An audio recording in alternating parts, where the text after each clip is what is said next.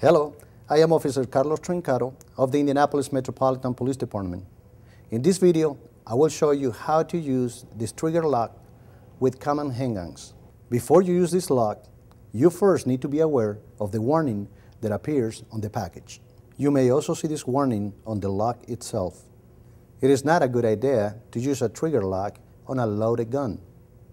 Someone can get hurt if the weapon gets discharged by accident.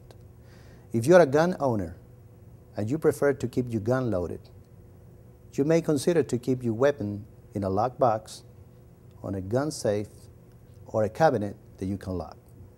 I would like to point out some of the features of the trigger lock. The lock is sturdy in design and simple in operation.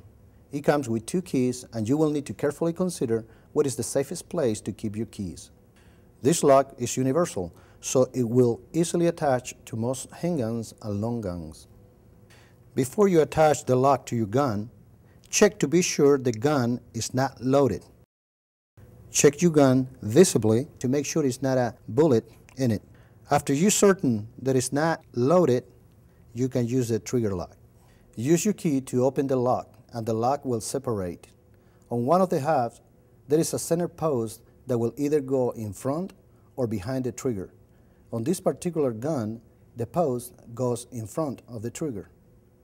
With the keyhole in the upright position, the lock will tighten with each click as you squeeze the 2 halves together.